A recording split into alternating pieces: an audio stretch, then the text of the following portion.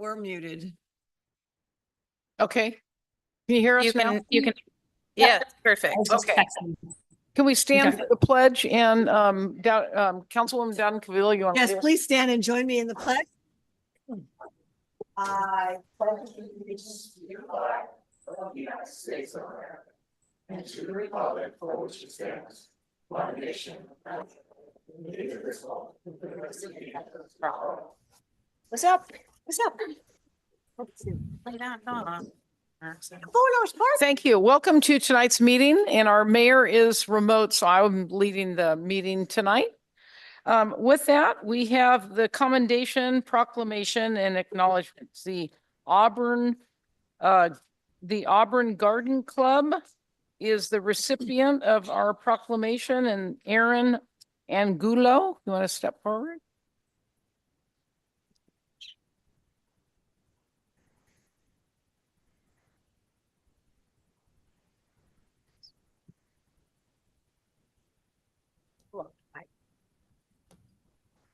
The Auburn Garden Club's mission is to promote and inspire knowledge of horticulture, flower arranging, native plants, birds, and the natural beauty of home and community. Established with a focus on charitable, educational, and scientific purposes, the Auburn Garden Club proudly celebrates 90 years of dedication and growth. So Thank you very much. thank you very much. If you want to say anything. Thank you very much, everyone. We've been active in the Auburn area for 90 years. Our biggest thing that we do now is we have speakers every month, but we do a major fundraiser in April. And last year we raised over $8,000. And we gave that out. We'll be giving out this month at our November meeting to grants to nonprofits throughout the Placer County. And so I appreciate this the certificate for us very much. Thank you. Thank you very much. The adoption of the agenda. This is the time set aside for council members and or the public to ask for removal, postponement, or a change to the listed sequence of an agenda item. The agenda will be approved by consensus of the council. Do I have any changes? Council, public? Do I have a motion? Yeah. Motion to approve the agenda. All in favor? Aye. The consent agenda. All matters listed under the consent calendar are considered to be routine in nature and will be approved with one blanket motion with a roll call vote. There will be no separate discussion of these items unless persons request specific items to be removed from the consent calendar for discussion and separate action. Any items removed will be considered after the motion to approve the consent calendar. Do I have any one in council that'd like to remove? Item one. And I'd like to remove item 7, please. And I wanted one too. oh, okay. yeah. Great. Thank you. Do I have a motion for the consent calendar with the amendment? Oh, public, anyone in the public like to remove any items? Thank you. Do I have a motion? I'll move to adopt the consent agenda as amended to remove items 1 and 7. All in, oh, did I do that? All in favor? Oh, I'll roll call down. Oh, okay. Councilmember Dowden Calcio. Aye. Amara. Yes. Holmes. Aye. Sarah Sammons. Aye. Mayor Riddell Harris. Aye. Okay. Item number 1, standard office lease form, the airport. Councilman Holmes, that was yours. Yes, I would like to know how many of those city-owned offices at the airport are currently being rented. And there was some suggestion that there is somebody waiting to rent an office space there, and I'd like to know who that might be. Good evening, Mayor. Good evening, council members, or Mayor on the Zoom, Vice Mayor. Jonathan Wright, Community and Economic Development Director. So currently we only have 2 of them rented, and it's to the same entity. They were all full at one point, and a couple of them, the one tenant we currently have has moved their simulator out of one of the offices, and the other one was an individual who really didn't even use the office. It was there for quite some time. basically unoccupied, so he finally vacated it. So we're looking at a streamlined path to move it forward. We've had several inquiries. We get inquiries from the public. This was generated by Ty Richardson, our airport manager, and I don't have a specific name to that, but I know we do get inquiries quite a bit about that. One of them was actually a airplane sales broker, which would have been a great thing for us, but they looked around at other airports and I haven't heard back from them. Well, I'd be interested, thank you for that, but I'd be interested in knowing specifically which ones are in there or potentially will be in there. Currently, Sierra Air Helicopter is our only occupant. They have the front office with the glass doors, and then they have the very back office, which is 106. Okay. Next to the restrooms. The other two are the hallway offices. The airport manager is the first office there. Then you have two. Those are currently vacant in the hallway. Thank you. They're the smaller ones. Yes, so do you plan on writing a lease with Sierra Air with this new new lease? No, We're going to keep them under their current because it's just easier that way. okay, The fee schedule is still the same because it's based off of the current fee schedule. So it's just changing the format and making it so that the city manager now has the signatory authority. right. These are, a lot of times, these are month-to-month leases, and so we take them, write them up. Well, first of all, we hadn't generated, it's our first standardized version. But then we have to bring it to the council. It goes through those whole things for somebody who's going to be there, maybe not too long, so. Right, I mean, typical, but I'm still hoping that these will end up on an assessor's annual usage report. Oh. That way we can, the assessor's office can assess these folks, and whether or not it's a month to month or a 40-year lease, depending on what the provisions are and whatever the use agreement is with the city. If we miss that, then that's revenue that the city could be missing out on. And I don't really, whether I'm here or not, don't want to see that happen. So, thank you. Thank you. Anyone else? The public have any comments on this matter? Do I have a motion? I'll move by resolution to adopt a standard office lease form for city-owned office space in the terminal building at the Auburn Airport. Second. Councilmember Dowden Kelvin. Aye. Amara, Yes. Holmes, All right. Sarah Sammons. Aye. Mayor Riddell Harris. Aye, thank you. And Thank you. number 7, that's the subaward from the supporting small rural tribal law enforcement agency body, WARN camera policy and implementation program. Councilwoman Dowden Cavillo. Yes, thank you very much. I can hear that Bolo is giving me lots of good information about this item, so thank you. Really, just the only comment that I wanted to make is that the staff report indicates, or actually the agreement with the grantor indicates that all but 10% of the funding would be held until the body, the BWC policy is approved in writing by them. And I just did receive a copy of that policy. So we actually have adopted a policy, so we don't have to, the question was whether or not we were going to have to bring forth something and adopt that. And if so, when we would do that. But we do have an adopted policy in place, and Sean's shared that with me, so thank you. So we're ready to go to submit that with the grant. It hasn't been approved though by JSS, right? The policy hasn't, right? Yeah, good evening, Mayor and Council. Lieutenant Tucker Huey with your Auburn Police Department. So yes, that policy was developed with Lexipol, who's kind of an industry leader. They help recommend policy for about 90% of police agencies in California and states beyond. As you stated, the next step would be to send it to JSS for review. I don't anticipate any significant recommendations or revisions.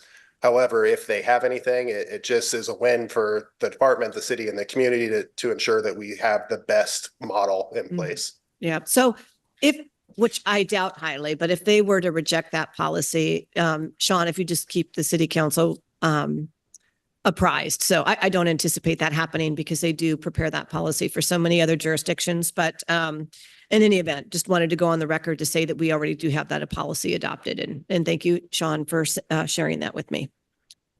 That was it. Thank you, Madam Mayor. Thank you. Anyone from the public have a comment on this matter? Do I have a motion? I'll move by resolution to authorize the city manager or his designee to sign and accept the subaward from the supporting small rural and tribal law enforcement agency for the body worn camera, agency body worn camera policy and implementation program, and enter into a service agreement with Axon to provide the cameras themselves. I'll second that. Councilmember Dowden Calvillo. Aye. Amara, Yes. Holmes, All right. Sarah Sammons. Aye. Mayor Riddell Harris. Aye. Thank you very much. Public comment. This is the time provided so that the public may speak to the council on any item not on the agenda. Please make your comments as brief as possible, not to exceed 3 minutes. The council cannot act on items not included on this agenda. Items may be referred to staff or placed on a future agenda. Do I have any public comment from the council? Councilman Holmes? Yes. You're on. All right. Thank you. Yes. Well, first of all, I'm delighted to find and report that the U.S. flag is now flying on the at the Maidu Fire Station after a number of months being absent. And I have mentioned before about the failure of motorists who fail to signal when they're going to make a turn. And I'm hoping that more people will pay attention to that.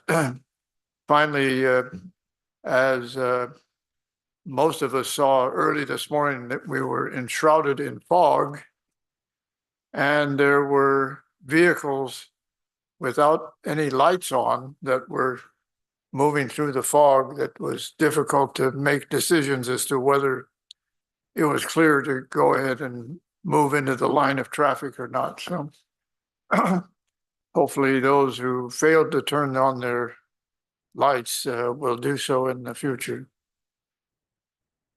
Safety announcement. Yes, thank you. Any from the public? Do we have any public comment? I've got a quick one. Okay.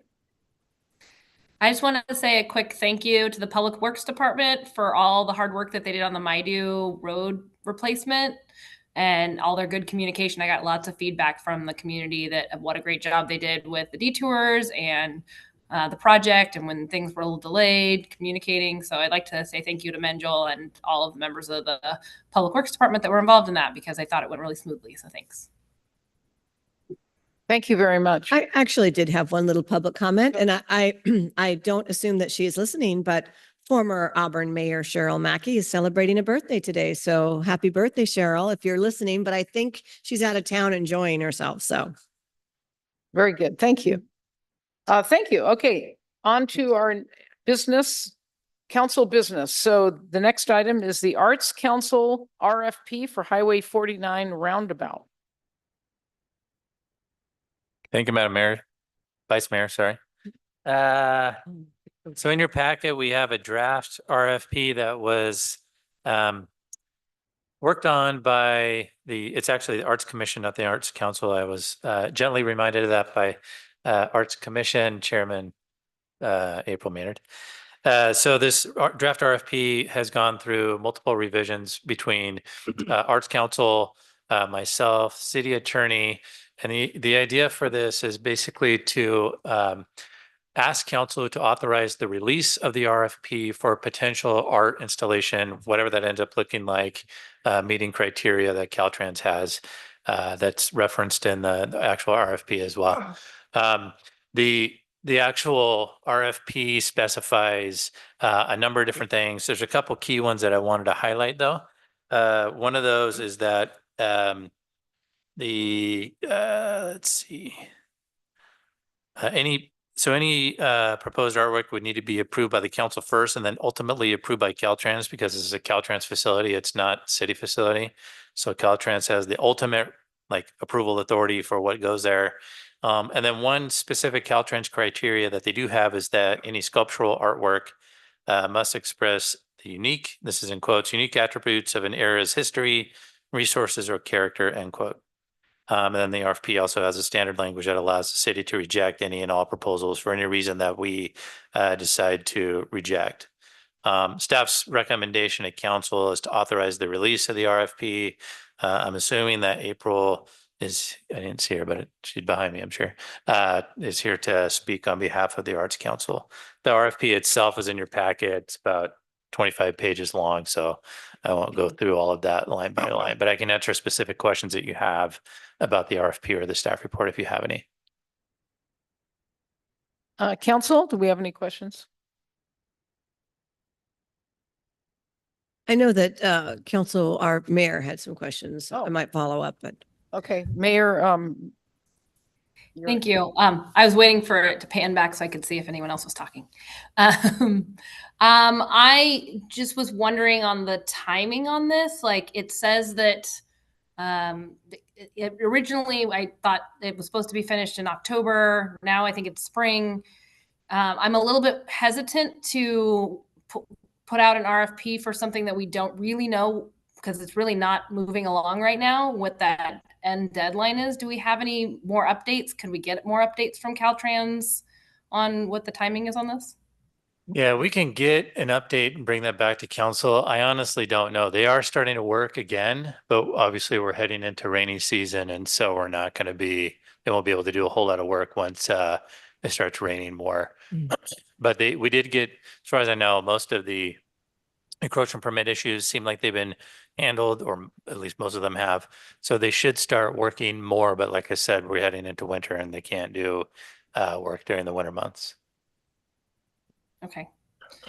And then as far as safety goes, with roundabouts, how does that normally handled for visibility and all of those kinds of things? We had talked a little bit before. I just was hoping that you could talk a little bit more about how that normally works or what we might be looking for.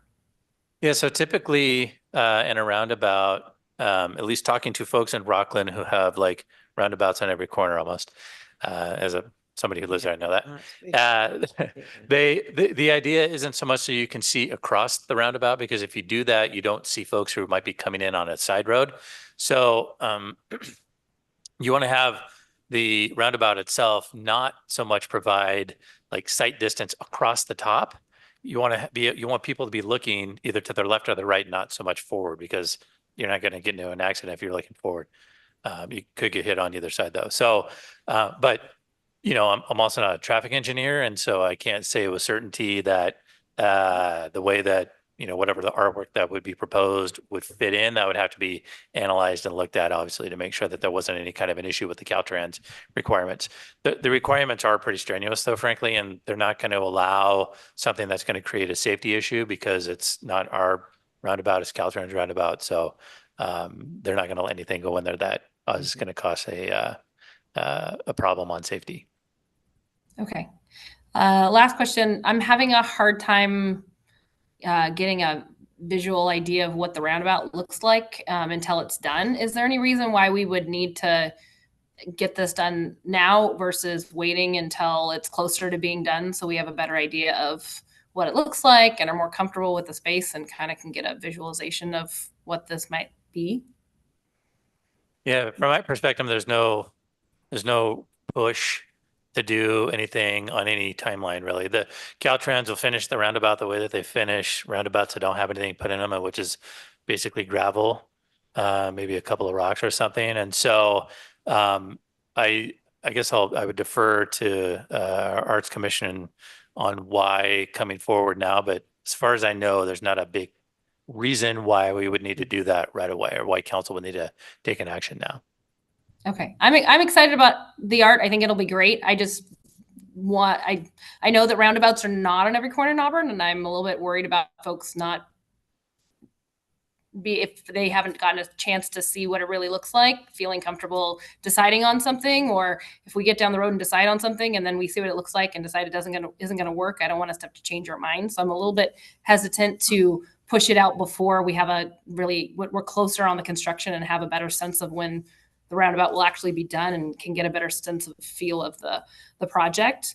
The other piece for me is I would really like it to focus on having the word Auburn in it somewhere. We have notably bad signage when it comes to people coming into town and knowing that they're in Auburn. So that's a major gateway into the city. And I would my preference would be to put in to the RFP that there's some kind of focus on the word Auburn so people know what city they're coming into when they come up from 49. So that would be my preference too. Those are my comments. Thanks.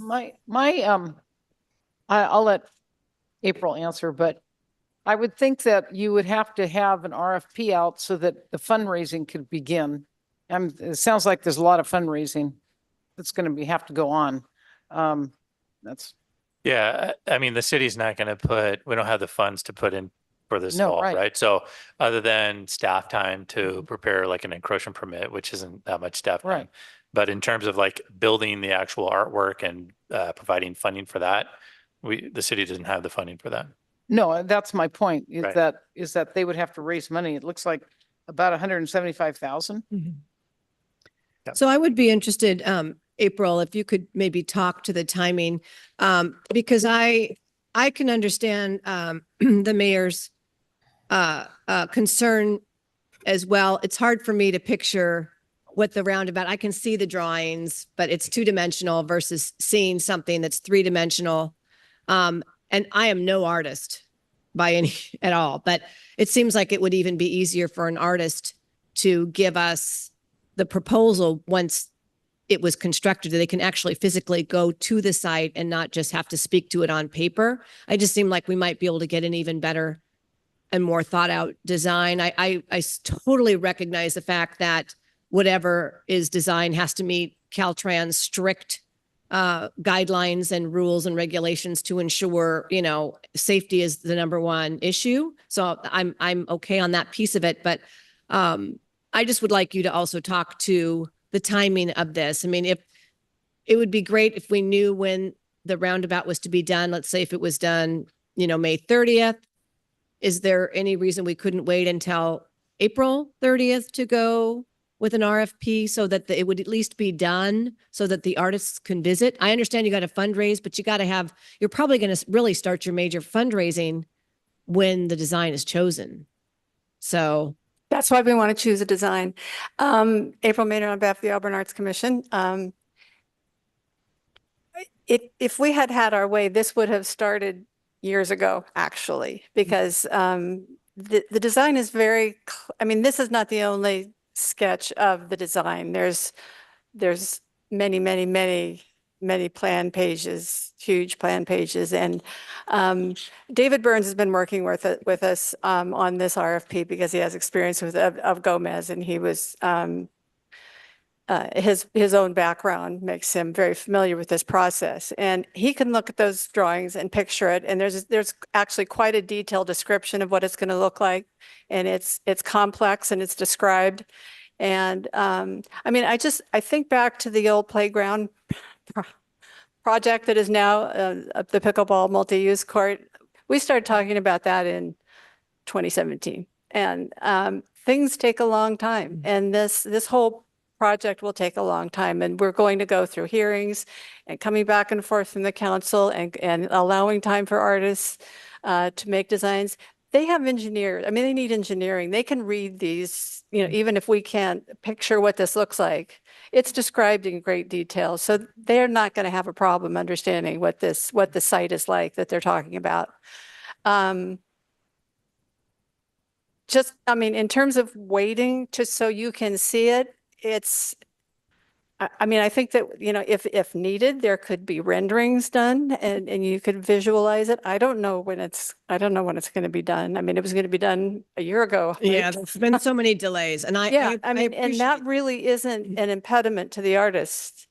It may be something that the selectors want to be able to understand, and then you would have renderings of the proposal on the site as described. It's sloped. It's a very complex site, as you can tell how the grading has gone on so far. I just feel strongly about further delay because everything takes a long time. And as I often say with projects in the city, it's like, if I live long enough, I might see this finished, So we're not able to do much in this era because we don't have money. We can't accomplish very much at the Arts Commission. And it felt like this was a really excellent time to do a project where we could have a landmark in Auburn and we could be bold and have something beautiful and something that would be a destination. Can you speak to the word Auburn too? I Will it mean, be, it's, will it- there'll be many layers of evaluating proposals, and if there's a panel, and if the mayor or future council members want to be on it, and that's important, that will absolutely. I mean, I think I've provided renderings of other kind of landmark entries, and they've all been Auburn and very Auburn centric, and it does have to speak to the place, and so I think that's very likely. So An then, RFP, I mean, an RFP, you're looking for ideas Mhm. and you're not saying, telling them you want this word in there. I mean, if you want the word in there and that they don't have the word in there, don't pick that proposal. So we want Could as we- many creative proposals as possible to get something really awesome in Auburn. And it's going to take a long time. It's going to take the whole process is going to take a long time. And then we have to raise funds, and you need the image. And people aren't just Yeah, going to give a bunch that's- of money yeah, the because it's an raising- idea. I understand the raising of the money can't happen till the design.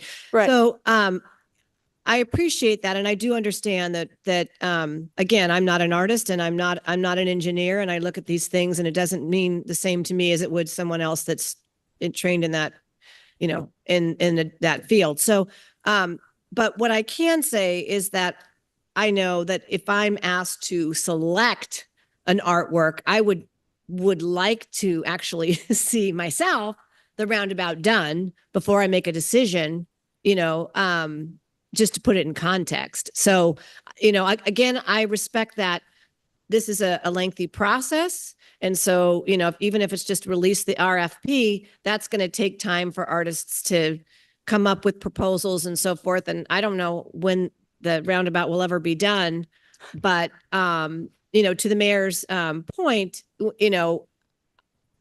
even if the artist is trained and they're able to respond appropriately to something I wouldn't be able to respond to, I would be asked as a city council member to adopt something. And so I need to be comfortable with that. So, I mean, but I think that would still be months and months out.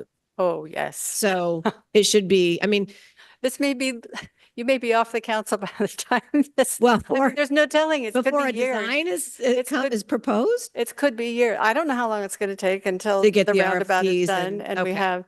So, I mean, oftentimes renderings can help, people who can't read. I can't read those things either, but like David Burns can look at it and go, I can see this is going to be, I don't know what. Yeah. So there are people who can do that and renderings can be completed. But to stop the RFP proposal at this point is, I understand. can see the reason for it. I understand that, but, and I think though, like you said, the RFP process is probably going to be quite a long time before we get any designs. And I would just be hopeful that before we were asked to choose one or select between three, which we would do with public comment and so forth, the roundabout would be done by then. Because I think that to truly, as someone who has to make a decision, if it's within 4 years, maybe it's after I'm done and I don't have to worry about it. But, I just would like to see. I will say that there's a great sculpture at the roundabout on 50 where Apple Hill is. They had to put a roundabout there for safety measures because it was, a very dangerous area. And after the roundabout was done, they commissioned a beautiful piece of artwork in there. So it's, for council members that are interested in seeing what Okay. it would look. Any Well, other and it council could, I members? don't know if that, I mean, maybe you do know that it was commissioned long after the roundabout was completed. It sure was. Yeah. And that's my point is Yeah. that, I don't know when they went out for RFP, but it was commissioned long after the roundabout was done. Well, it was completed after the roundabout was done. That's different than commissioned or selected, I think, quite Well, likely. yes, I don't know when it was commissioned, I Exactly, guess, yeah. but it was completed. Yeah. Of course, it has to, the roundabout has to be finished before the artwork. Well, we know that. It says that in there. It's Yeah. just that selected. so- Okay, Councilwoman Sierra Sammons? Yes, thank you. And you've made some really good points, April, and I tend to agree. I think one of the issues that we as a city, keep running into is waiting and waiting and waiting. This isn't, I think, prolonging this when we've been hearing from so many folks in and out of this building that we need to do things that will highlight our city. So it doesn't make sense to me to prolong a process that we already know is going to take quite some time. They know that. They're very much aware of that. I just, and these things do take time. So I don't see a reason why we should prolong this. I mean, I Thank you. think that's been our habit, and this is kind of where we're at now. And I think waiting is a habit I'm hoping the city will break. And frankly, at the time when it comes, it'll be easy to stall it if you want to stall it, but at least there'll be something to talk about. That's my Councilman point. Holmes, Councilman Holmes? Yes, well, I think this would be an appropriate time to move forward with the request for proposals.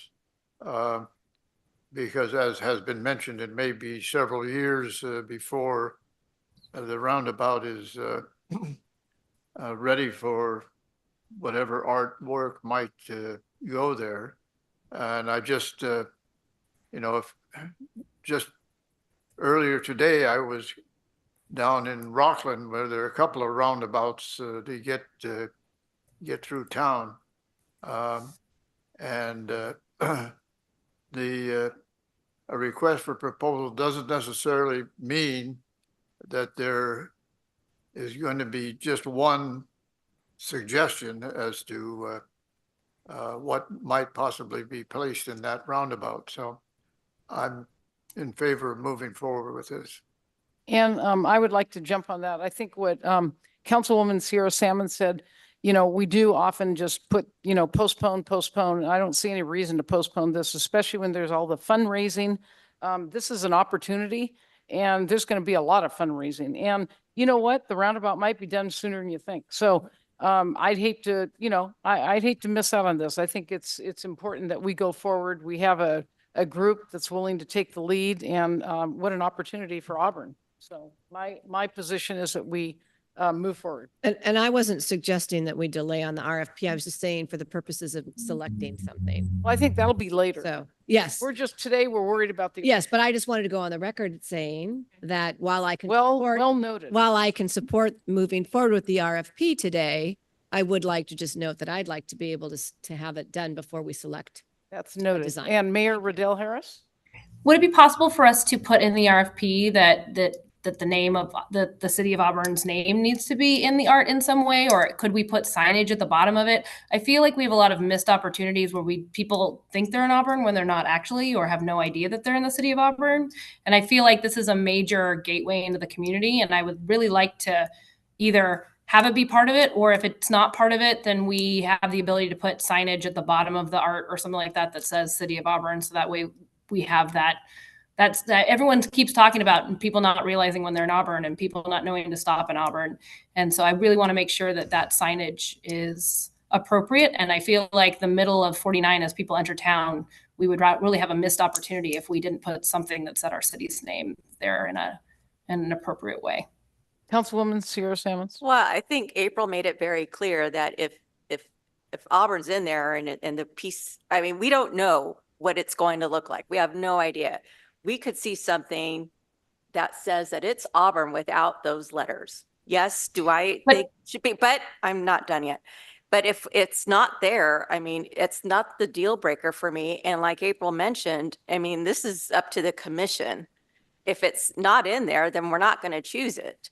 So I don't see so I don't see why we would need to amend the RFP if we already know we get the ultimate decision anyway, or a council gets it. Right. But the point of an RFP process. The point of an RFP is to give the guidelines for what you're looking for. And if we're looking for something that, I mean, we know what looks like Auburn, but I'm talking about someone coming from out of town who doesn't know what town they're entering in, that they would be able to actually visually see the word Auburn, not have a symbol of what Auburn is. I'm well aware of people that come into Auburn. I live right in that area. And like I said, I don't see it why it needs to be required to be in there, since we're not the artist. April, what do you think about that? I personally don't like to limit what is going to come in as proposals. They can certainly not be selected. It's ultimately up to the council, and you can amend and you can negotiate. But I like to see as many, creative opportunities as possible, and it's up to you what you select. Okay, so we could not select any of them if they don't say the word Auburn, if we want the word Auburn in there. That's fine. Okay, that's fine. I would like the artists to know what we're looking for, but if we don't want to give any guidelines, I mean, then you normally just, you get what you get. So we'll see what we get.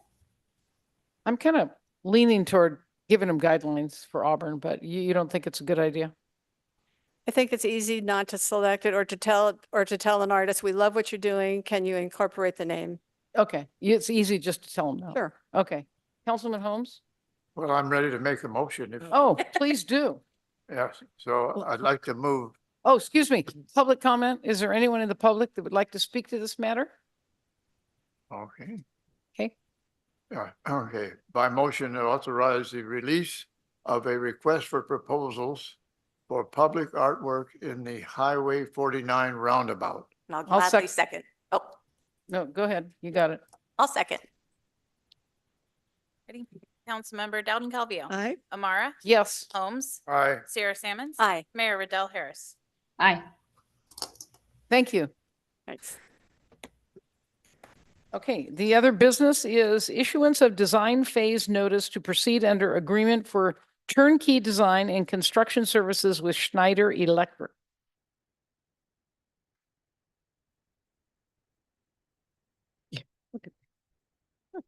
Good evening, Madam Vice Mayor, Madam Mayor, and the rest of council.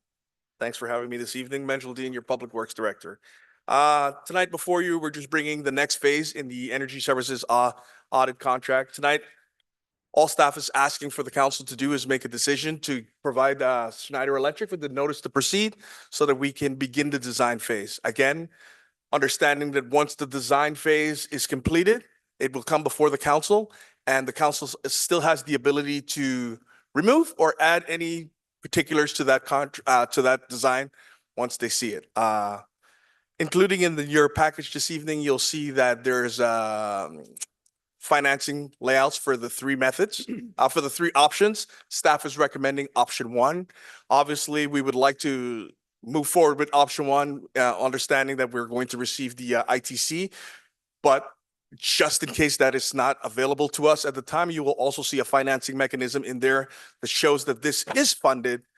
This does cash flow without the ITC tax credit. But again, we're confident enough, and the folks from Schneider Electric has indicated that they're confident enough that we would still receive that ITC credit, even though there's been change to the current administration. Just quickly, the ITC tax credit, to explain what that is. I don't know what it stands for. Menjel can explain that part, but the question that's kind of floating around now is with the new administration coming into federal government, there's been discussion about pulling back tax credits specifically for green energy projects, which this would be one. So what we did is we asked the Schneider folks to prepare cash flow analysis showing the project with the ITC tax credit and then also without the ITC tax credit, so you could see both of those. Sorry. Oh, you're fine. Thank you, Mr. City Manager. So with that, I will make myself available to answer any questions that you have, but I will bring up the Schneider Electric staff so that they can go through the rest of it, and then we'll go from there. My only question is, so we're at the design phase. So if we decide to do the works, then we still, I mean, it won't cost us anything. No, absolutely not. So again, so staff is recommending option one. You will see that option two actually has a design possibility for more work included. So the council may elect to move forward with the option number two, which we don't recommend for reasons that we'll explain as we go through this. But yes, you can pull back any portion of it that you don't feel comfortable with, because what this is going to do is really scope down the work and get a closer. So we'll know, ideally we'll know more close what things are going to cost. And as we start to identify what products that we're going to use. So this is going to be far more refined than anything you've seen. And all we're doing is asking the Schneider folks to move forward with that so that we can present something more complete for the council to make a decision on. So yeah, my point is though, that it's not going to cost us anything to move forward with if we wanted to put every single piece with option 1, 2, and 3 in there, we could do that and it wouldn't cost us anything.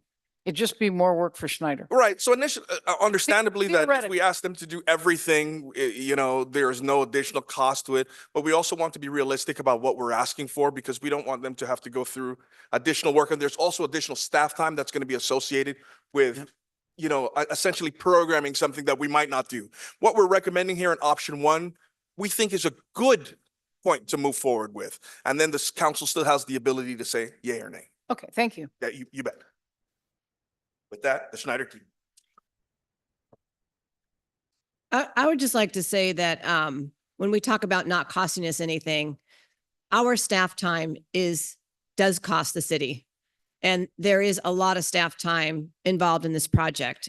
This is a huge project. And so I just want to go on the record for saying that it is not a no cost. I understand what you're saying, Madam Vice Mayor, with regards to general fund monies coming for the equipment and the construction, but there is absolute costs with the oversight from staff.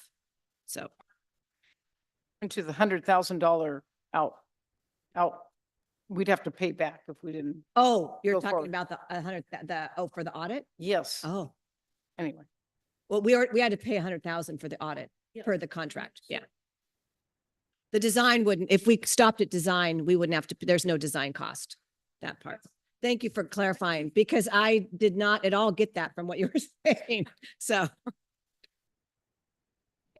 Thank you so much for having us tonight, Madam Mayor, Madam Vice Mayor, and council members.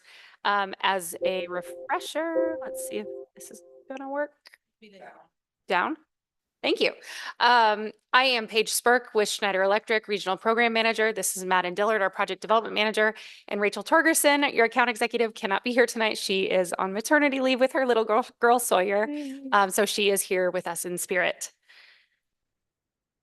Just a quick program overview. I kind of want to take a step back and talk about kind of how this all started.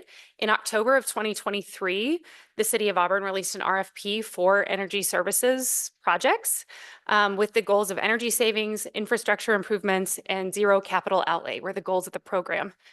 And we believe we have some options for you tonight that achieve those things. So the project benefits are reducing your energy cost and consumption, modernizing your infrastructure and facilities, optimizing technology, a budget neutral solution. So I just want to put an exclamation point on that now. You're going to hear it a lot tonight. All 3 options that we're providing the city today are budget neutral.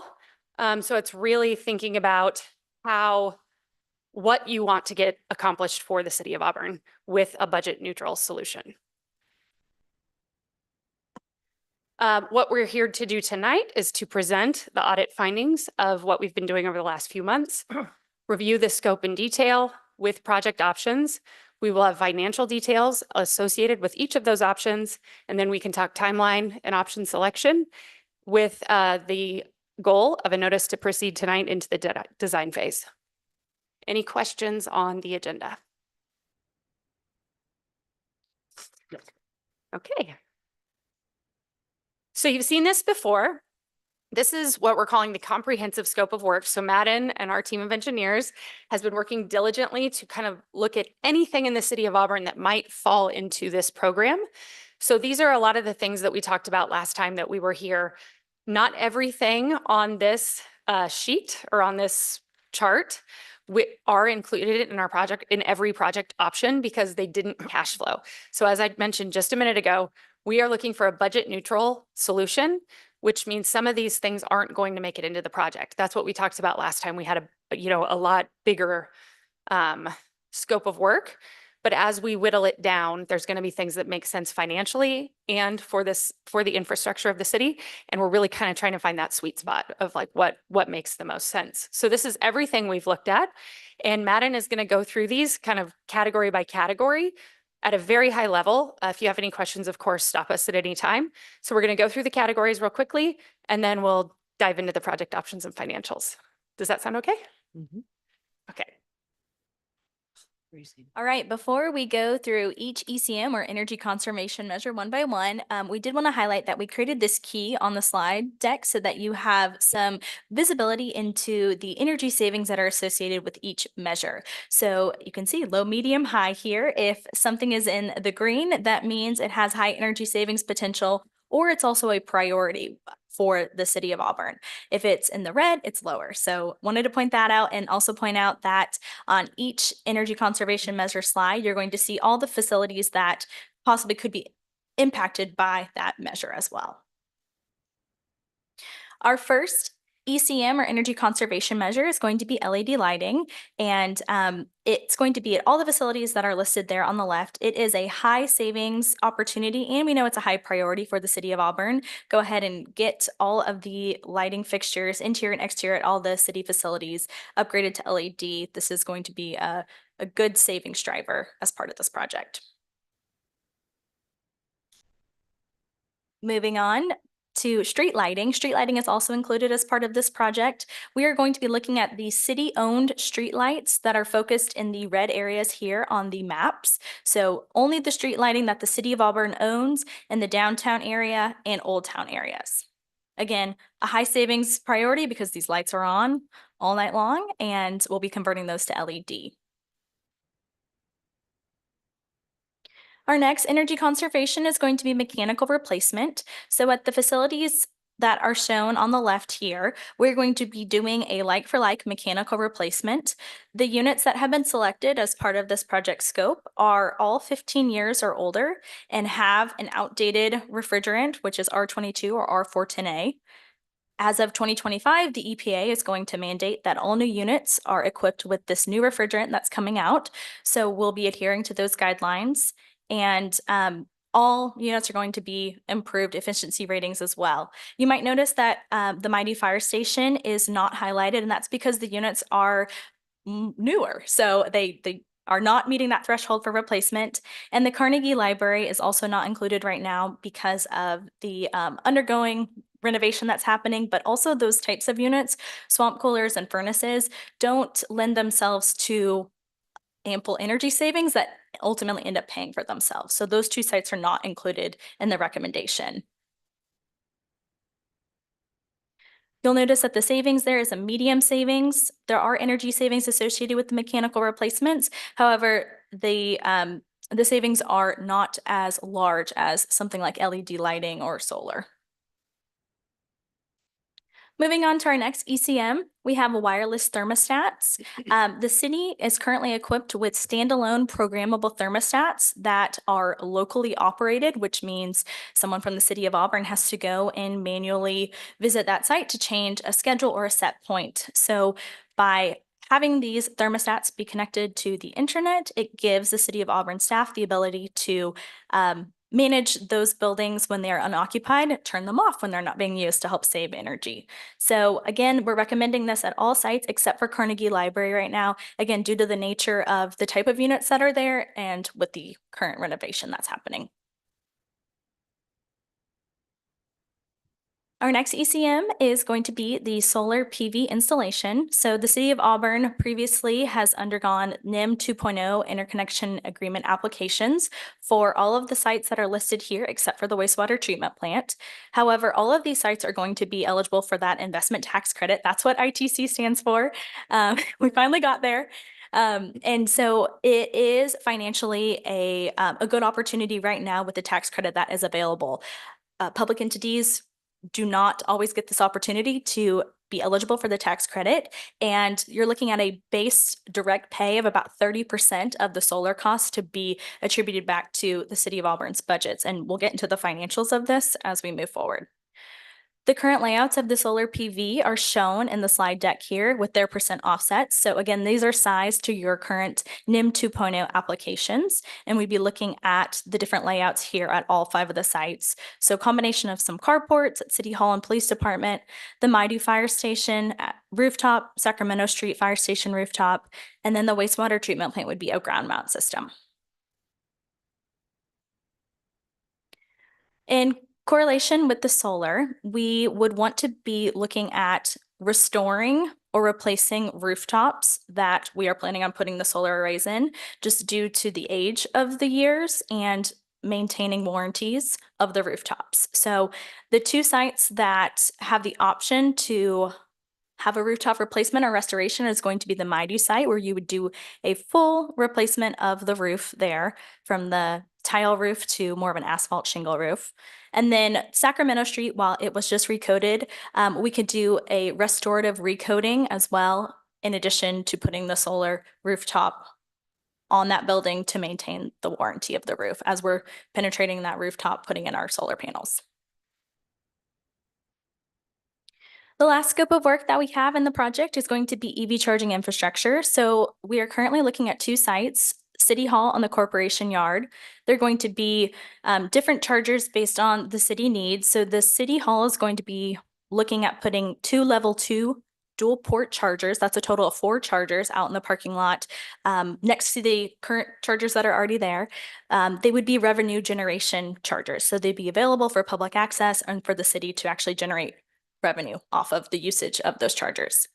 At the Corp Yard, there's going to be a level 2 dual port and a level 3 dual port charger. And that is only going to be used to charge the city fleet vehicles. So those chargers have been selected and are going to match the city fleet vehicles that are available. The wonderful thing about the EV charging infrastructure is that the city of Auburn has earmarked grants that they have been received to help fund this scope of work. So the Placer County Clean Air Grant, there has been $88,000 that will be reimbursed to the city after the installation of these chargers. And there is an SB 125 grant where $600,000 has been allocated towards the Corporation Yard right now and some associated scope. Was that factored into your calculation? Yes, you will see in the cash flow, we have that Thank you. pulled out. All right. Those are all of our scope options. So any technical scope questions before we jump into option 1? All right, I'm turning it back over to Paige. I have some. Oh, yep, go ahead. I just have one. When the solar placement on City Hall looked like it wasn't in the place that we were told that it was going to be. I was told that we couldn't do it in the middle of the parking lot, and that it was actually going to be over on the side, but in the picture it looks like it's in the middle of the parking lot, so I'm just a little confused. Yeah, I can speak to that again. This is Menjel Dean, Public Works Director. After some additional analysis, it was found that it was easier to make the ADA accessibility in the middle of the parking lot as opposed to the far side. Given the nature of how it slopes off to the bottom of towards, I guess, what's now the new pickleball court area, it would be far more challenging to get that area to work, but we can slope things in such a manner in the center of the parking lot to make it work. And with that, we were able to identify that we would only be required to upgrade the areas that which we touch. So we wouldn't necessarily have to do the entire parking lot to make the entire parking lot ADA accessible. So there was a win for this. So what kind of costs is there going to be? I know that putting it on the rooftop is fairly straightforward. What kind of costs is there going to be to have, because we're going to have to get the electrical out to the parking lot and do some digging and repaving and things like that. How much work is that going to be? So the particulars are not going to be really known at this point, but I'll say the difference between getting electrical to the area that was previously mentioned as opposed to this is very minute, because we're talking about going 25 feet of trenching in a parking lot, which is commonly done on a daily basis, and it's not too expensive to do that, because we're just talking about getting an electrical wire 18 inches below ground so that it can serve the area. So, okay, is it substantially more work than the ones that we've been putting on the rooftops, though? I would say it's more work. Substantial, I don't know if I would use that word, but there is really more work to get the electrical there. But so you have to keep in mind the electrical component is already somewhat there in the parking lot by where the current charger is at, and we're able to manipulate the ground so that we can get it to the rest of that area in the center. Okay, thank you. You bet. And then the other, I guess this might be, I'm not sure whose question this is listed on there was the airport and the wastewater treatment plant for HVAC. Would the funding come from those enterprise funds for those? Yeah, we have, through this process, we have the ability to contribute to the project using the enterprise funds. Again, we don't have to. If it cash flows, we don't necessarily have to do that. But if it's the council's desire for us to do that, we can certainly move that and reduce this would probably make sure that our payback period comes a little sooner, but I don't know how much sooner. Okay. Thank you. Okay, any other questions before we move to project options? Okay, first we'll go through staff recommended project option 1. This is what Menjel referred to earlier. This is the project that staff is recommending.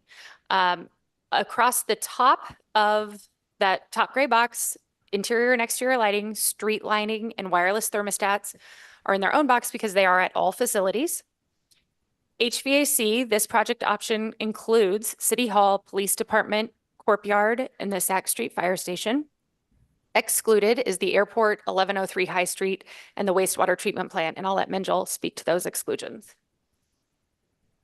So again, Madam Mayor and Council, this speaks to the question that was just asked. The reason why these things were excluded is because these are revenue generating accounts that can pay for these things right now. If the wastewater treatment plant needs anything HVAC related, we can certainly pay for it right now. We've just went to the ratepayers to ask for a rate increase, and we have the monies available to do these kinds of upgrades currently. And it's the same thing with the airport. The airport is a revenue generating account that has the funds to support any necessary needs at that point.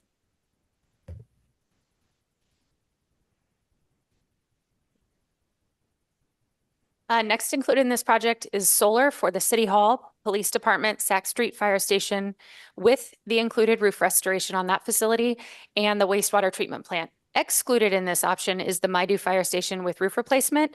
And I believe that a lot of that decision was due to the occupancy of that facility and understanding that it's not occupied currently.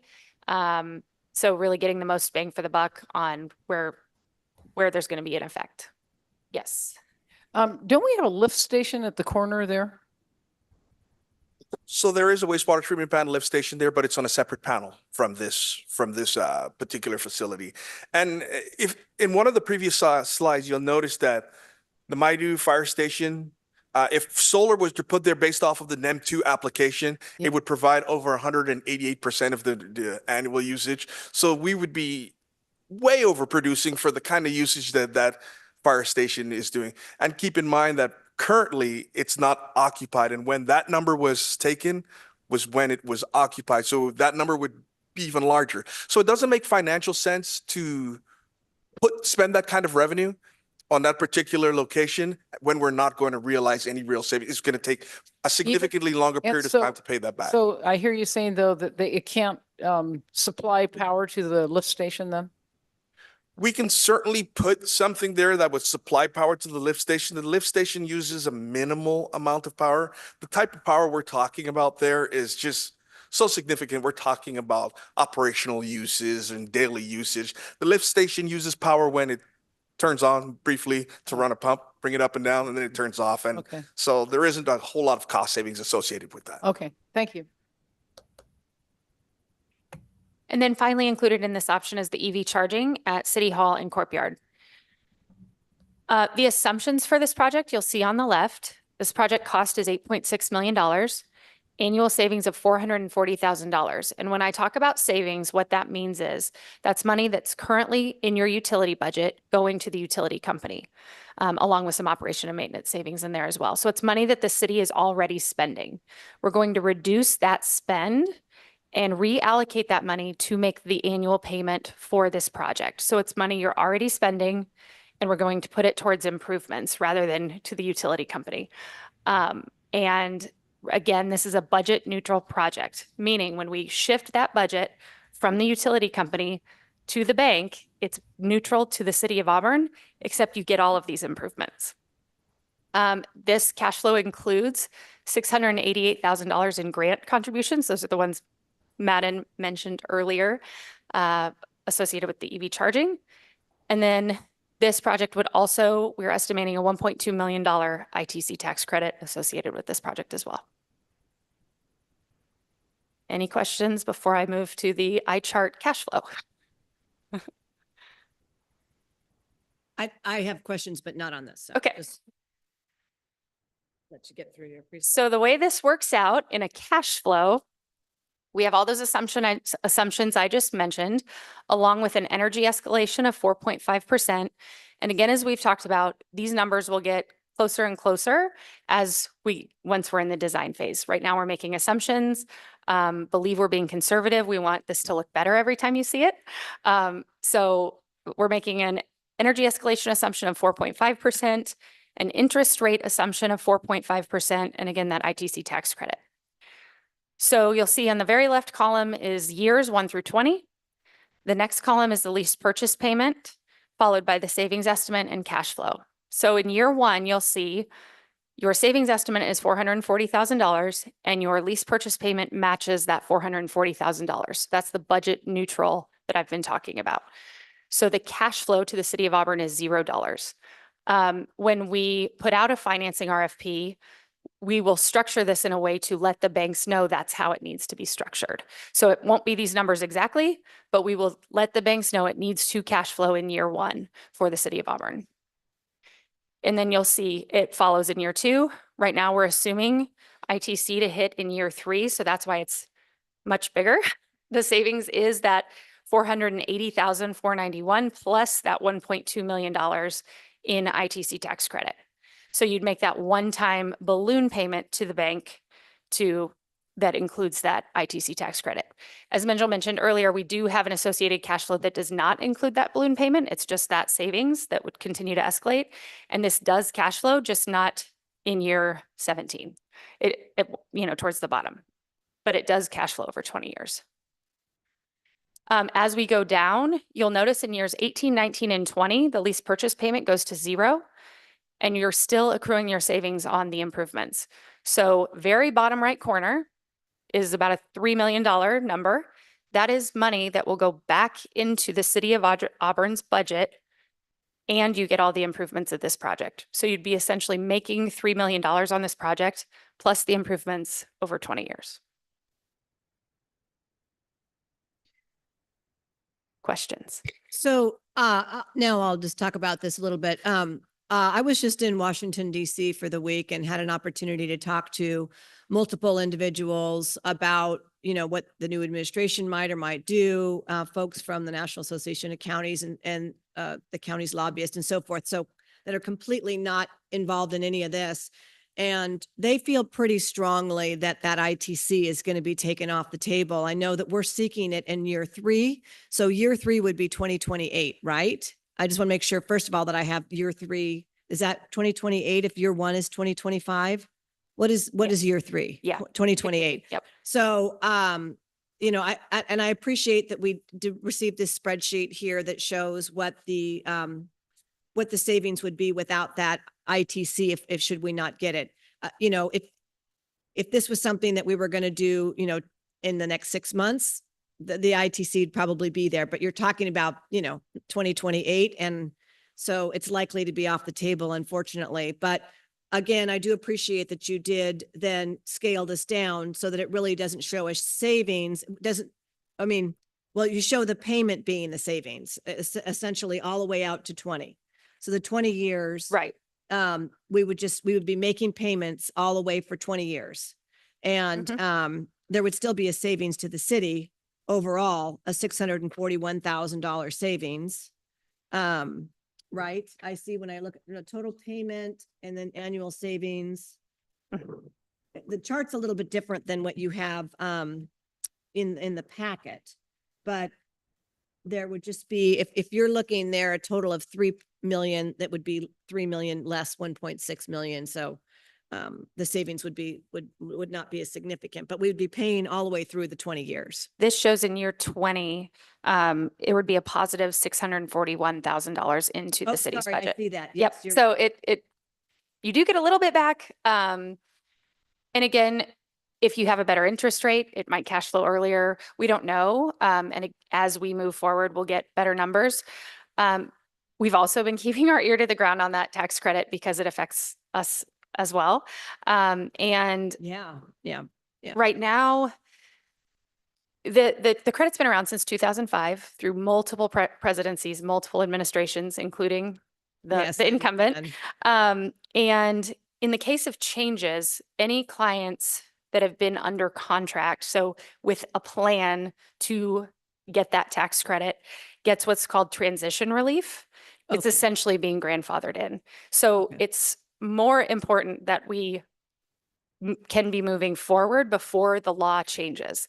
And we all know how quickly laws change. So we think we've got a little bit of wiggle room in time for Auburn to be, moving forward to get that transition relief should it change. Because I think you had mentioned when we had the briefing call earlier this week that we wouldn't be able to apply for that until the project, everything was pretty much done and ready for inspection, right? That's when we'd be eligible. So would we not be able to apply until then? Are you saying that we can apply sooner than that? That's a good question. I'll have to find out, but it's the way it reads, the way the law reads, or the information I got, the way it reads is that if we have a signed contract in intent to utilize that credit. So I'm sure that someone with a lot more information than me I lets would them like to know. just get clarification on that because I was under the impression, and again, I'm not an expert in this, but when we were chatting, it sounded like we wouldn't be eligible for it until the project was substantially completed and ready for that initial PG&E inspection. So I just want to make sure that, when does that application process start? 2 years, Sure. in advance or now, or, so just. Right. It can't would- go on the tax return until you can't, put it on your tax return until it's substantially complete. I'm not sure what When you the steps apply. are ahead of that, but I will find out. Okay, I appreciate that. Yeah. And I also appreciate just having this updated chart just to show that there would be payment. But I see net cash flow benefit of 641 at year 20, but I also see a payment of 373. So we would still be paying all the way. Right. Your payment would be 373, but your savings in that year is over $1 million. Yes, I see. Yeah. So, but I'm just saying that we're paying and as opposed to stopping, sooner. So Correct. Thank you. Yeah. Thank you. Thank you. Any other questions on Can I staff recommended project one? Yes, Mayor. Can I just do a quick clarification though? I know that everyone's really concerned about the payback and when it goes to zero. But the other thing to keep in mind is that even if the payback is 20 years, we're paying that money into improving our facilities instead of paying that money just to the electric company. So at the end of this, not only do we get have that cost of that loan go down to zero, but we also get all of our facilities improved versus just handing that money over to for our utility bills. So that's why I'm saying it's important to have the right payback, but it's also important to know that we're not just looking at the payback. We're looking at all the things that we get out of that by the end. Thank you. Any other questions? So as we mentioned, this is the staff recommended project. I will show you the two other project options. We were asked to put together several options that would quote unquote cash flow, and we came up with 3 as mentioned earlier. So project option 2 is the interior and exterior lighting, street lighting, and thermostats. The HVAC on this option is at City Hall and Police Department. All the other facilities are excluded.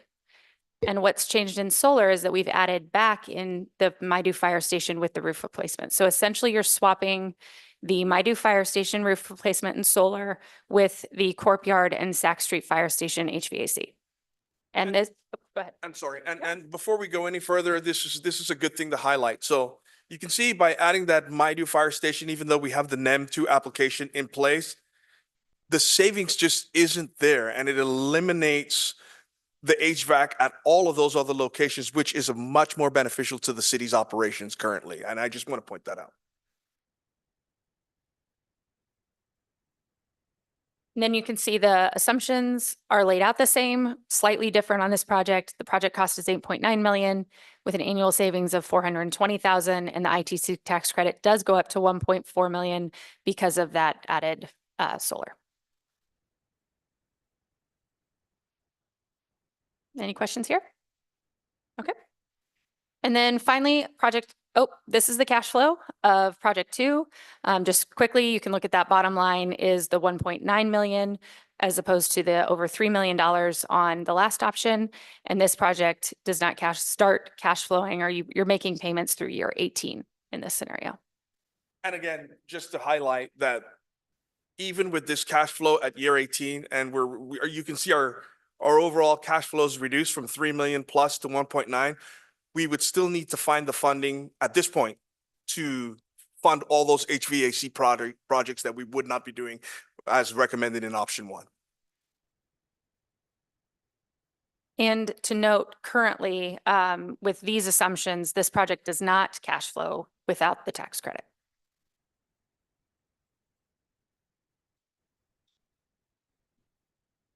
Moving on to option 3, the big thing we've removed here is the wastewater treatment plant solar. So you'll see what's included in this project is interior and exterior lighting and street lighting. The wireless thermostats are excluded. All of the HVAC is excluded. The only solar included is City Hall and Police Department, and then you have your EV charging at City Hall and Courtyard. This project is 4.7 million with $200,000 in annual savings and a $700,000 tax credit.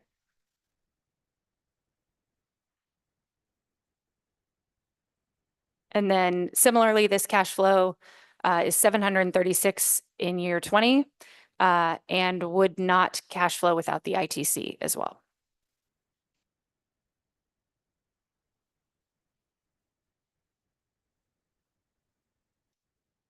Is that the end of your presentation? No, we can go through if you want to discuss options now, or we can continue with. Oh, go ahead and continue. Okay. These are our energy savings guarantee options. There is an association called IPMVP. Let's see if I can get it. The International Measurement and Verification Protocol. And so this is in our industry, this is standard measurement and verification rules for improvement projects, because companies like Schneider Electric do guarantee these savings, and this is how we measure those guaranteed savings. So I will let Madden talk to what types of measurements we'd be using for your project. I think the pie chart is a really good visualization for you guys to see that the majority of your savings on the utility side are coming from the solar implementation and the lighting implementation. So you'll notice that we have the IPVMP option for both of those scopes, and the scopes, the wireless thermostat, which is BAS, the mechanical replacement, EV charging, are all such minor savings in comparison that we're recommending us stipulating or non-measuring those savings. So what that means is for the LED lighting, we're going to come in and do a measurement of the wattage of your existing fixtures, and then we're going to come in after the LED lighting has been installed and do a post measurement to ensure that the savings have been achieved based on the wattage of the lighting. With the solar PV array, we're going to be doing option B, which is instead of just an isolated retrofit that's listed there on option A, where you're just measuring one variable, we're going to be measuring the solar PV production in relation to the solar irradiance that's output by the existing weather station. We're getting really technical here, but ultimately we'll be measuring the solar production to ensure that it's matching the guarantee that we said it was going to produce year over year.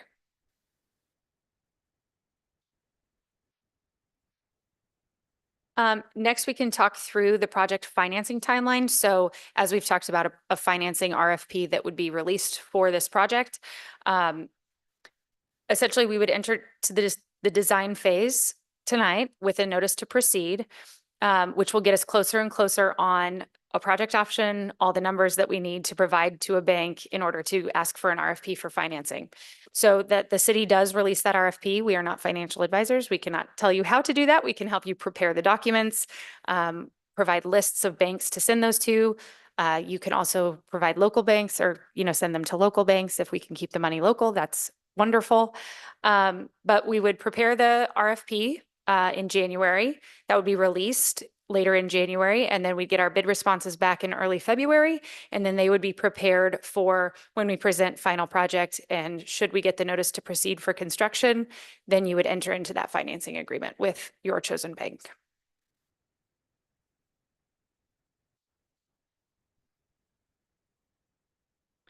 So finally, we're just at our process milestones. Tonight, we are at our audit phase presentation, asking for the design phase notice to proceed.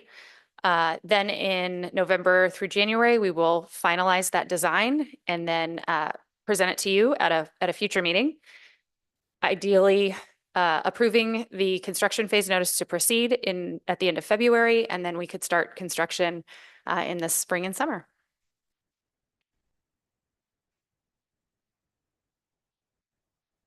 And those are our next steps. So, questions? Council, do we have any questions? Yeah, when are we gonna get heat in this room? I was wondering if anybody was going to ask. That's the whole idea. I'm sure people are wondering why I'm wearing this. Case in point, we need heat. Saw, yes. So, well, I can start. I have questions too, but I just was. Okay, go ahead with your question. Well, so, let's see here on so really what you're saying here is for option 3. And I'm trying to find here. Okay, here it is. Okay, sorry. With solar just at City Hall and the police department, we would not have any HVAC. Is that what? Correct. With what project? 2? 3. 3. So, I did have a question, and this might be for staff. Is there any limitation as to how often or how many like agreements or what have you we can be involved in at one time? Like, it's not like the city can only enter into one at one time. I mean, do you know if there's any limit? Are you referring to limits on This kind of a financing package for something, so if we were to, financing part of it, or this type of agreement under the particular process we've used here? both, let's go for both. Okay, so as to the latter, there is no limit on the number of these types of agreements you could enter into, and I'm not aware of any limitation on the financing piece, but I might switch over to the Schneider folks if they have any other thought on that. These projects do not affect your bonded indebtedness, so it is debt you're taking out, but because we are guaranteeing the energy savings that are paying for the improvements, the money, they know where the money's coming from, the banks do, so it does not affect your future bond ability. Okay, and then I know that at this stage, it's difficult to provide the information on the lifespan of the equipment and the infrastructure and so forth. Was that something that would come forth in the next section? Or segment or whatever we're calling the next phase? Because we had talked about, I was curious as to what the lifespan was for the infrastructure and the equipment itself, because, in this instance, you're suggesting payout for 20 years, especially if you don't get the tax credit. And, there's a likelihood that something's going to break. I mean, we may have to pay twice. And so but do you tell us that information in the next phase? When do you provide that information? Because it's not in this phase. I don't see it anyway. Sure. In the audit report, we did provide a chart that has some industry standards or industry averages on this type of equipment. But because we haven't finalized design or manufacturer, we don't have those exact numbers yet. Okay. And just to note, we will absolutely provide that. But, those are, again, industry averages. You can talk about the equipment you already have.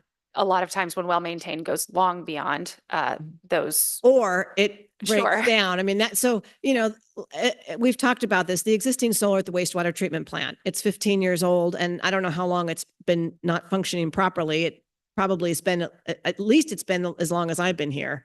It probably a lot longer than that. So things break down, things need to be replaced. Sometimes things last longer than their lifespan and sometimes they don't.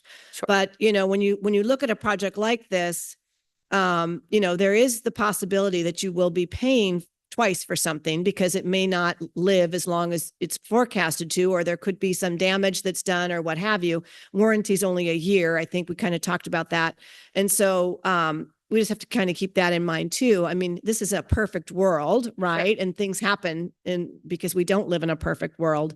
So, but with that, so and I didn't see that information. It might have been that it was, some of these charts were really small unless you look at them online. So I must not have seen that. I'm sure staff will forward it to me specifically because I did get the option with the no tax credit. So that would be great, just so I can have that. And I Sure. apologize for not looking at that sooner, because I did ask for that. So Yeah, absolutely. And a good example of what you're talking about is the solar inverters. Those do have a shorter lifespan, typically 10 to 15 years. We can include in our assumptions a replacement of that item at, somewhere in that time frame, so that it's in your financial plan. It would- If that's it would- something the city wants to it do. would be good to just know, I don't know, and again, I am not an expert in this area, but I don't know what all those those costs are, what those maintenance costs, what those replacement costs are. I mean, LED light bulbs don't cost very much, but they have a life as well. Are we going to have any LED light bulbs that are going to last 20 years? Nope. We're going to have to replace those. Either way, we'd have to. We would either way. I get that, but I'm just saying that there is there is that extra cost. It's not like we're going to not have to pay anything. There will be costs, and so there's savings, but there will be costs as well. Let's see. I don't know if I have comments, but I'll refrain from comments. But Any other questions then? Mayor Riddell Harris, do you have any questions or ready for comments? Sure, I'll do a couple quick questions. So in this, the solar on the wastewater treatment plant for option number 1, is that money for that coming out of the general fund, or is that coming from the wastewater treatment plant enterprise fund? And how does that work when that's combined together? I know we excluded the HVAC, but we did include the solar for the wastewater treatment plant. And so I'm just trying to figure out how that would work. Yeah, so it's as it stands currently. So any payment that the wastewater treatment plant would be making towards its electrical usage would still come from the wastewater treatment plant to help offset these costs. So the way the city's budget is set up right now, where we're paying our utilities from each specific location, we'll continue to make those payments the same way, right? This wastewater treatment plant will pay for itself, the airport would pay for itself, and the other areas that are general fund covered would still come from the general fund. But it's not changing the amount we're paying. It's the same exact amount that we're currently paying. It's just going to pay for the cost of this project, and it would come from the same locations. But this is new solar, though you excluded the HVAC for the airport and the wastewater treatment plant. Right. So the solar at the wastewater treatment plant is going to be designed so it's offsetting the cost. That's the additional cost at the wastewater treatment plant. So that's where those monies would come from. What we would be paying to PG&E for the additional cost, because you have to keep in mind, to Councilwoman Dowden Calvillo's point, this array hasn't met our needs, our demand needs in quite some while. And in 2017, we put the new Ox ditch online, which increased that usage. And just last year, if the council recalls, we just put the new sludge dewatering building online, which is additional energy usage, which our rates, our usage here have gone up. So the wastewater treatment plant, instead of paying PG&E that portion to meet that, to bridge that gap, but now pay for this project.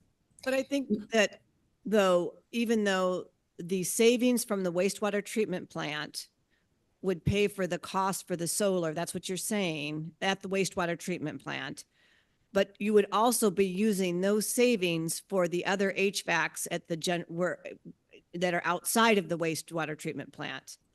I mean, ultimately, that's the way it would work. Look at option 3 and I see, I'm assuming that's what is having to happen, is that the wastewater treatment plant, the sewer enterprise would pays now for the energy cost.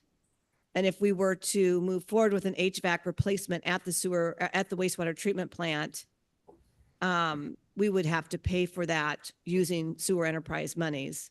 Correct.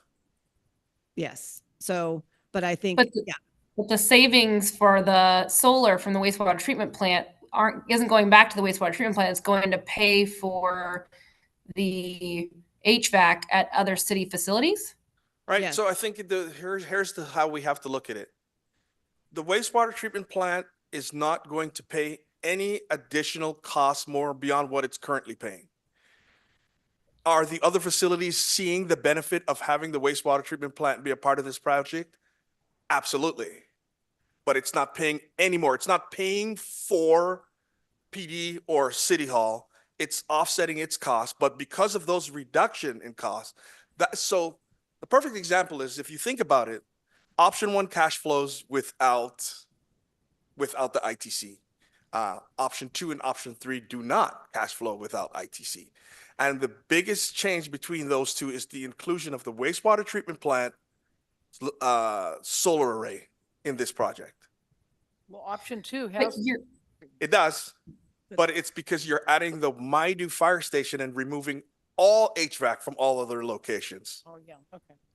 but you're also, I know you're saying that the amount that they were paying in their energy bill is going to be the same that they pay into this loan, but they're not paying their appropriate amount for their cost percentage of the loan. They're going to pay more than that because that's what their energy bill is. So that's the thing is, I just don't, basically the solar from the wastewater treatment plant is subsidizing the general fund costs. So I would prefer to keep it clean since it's an enterprise fund and have the wastewater treatment plant be its own thing. And because everything else is the general fund, I just am a little nervous about having the wastewater treatment plant not paying for its appropriate percentage of the cost, but instead paying what it would have paid to PG&E. No, absolutely. And I get what you're saying. So if we were to separate these two projects right now, right, the wastewater treatment plant would be an individual ESCO project compared to everything else.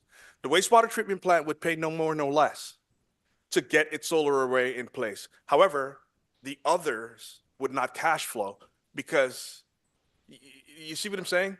The wastewater treatment plant, by being a part of this project, isn't paying more money because it's part of this project. The other departments are getting the benefit of the wastewater treatment plant being a part of this project to help theirs cash flow.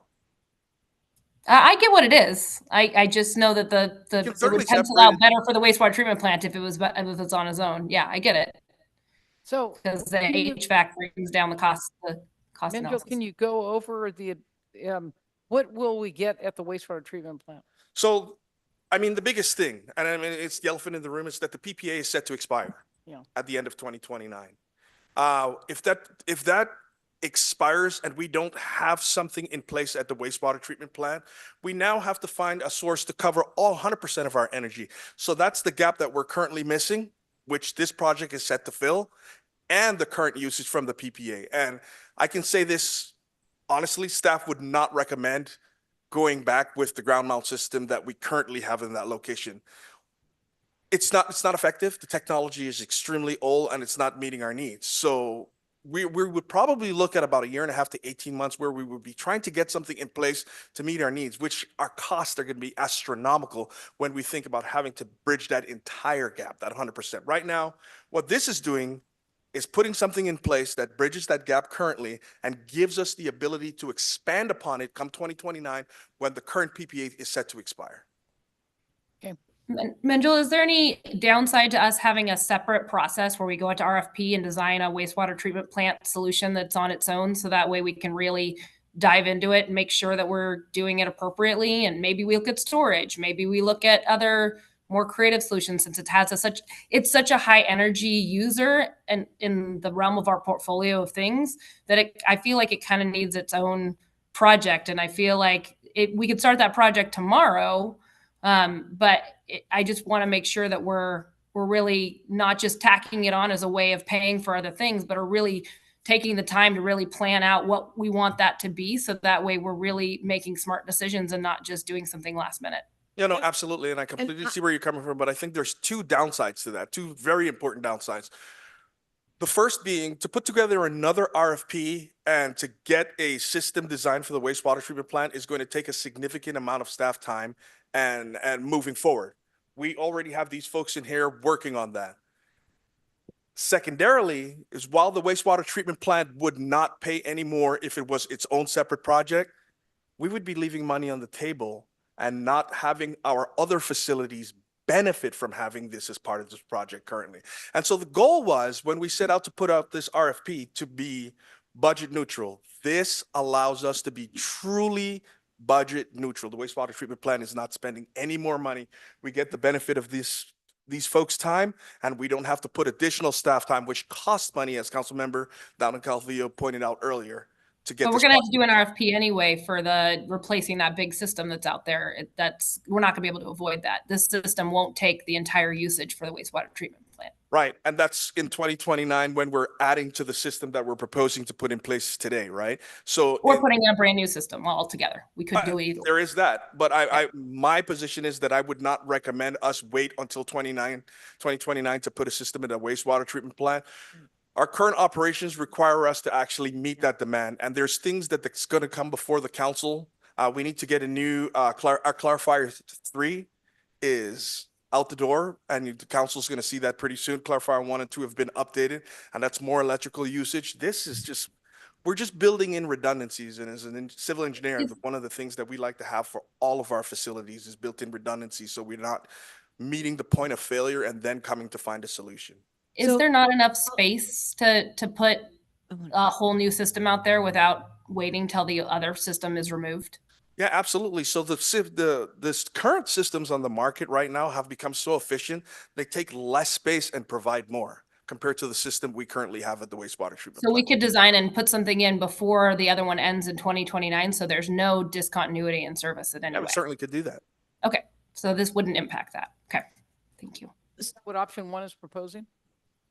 Essentially, yes. I mean, we're just doing it now and getting the benefit of it Right. today. So I just want to follow up on a couple things.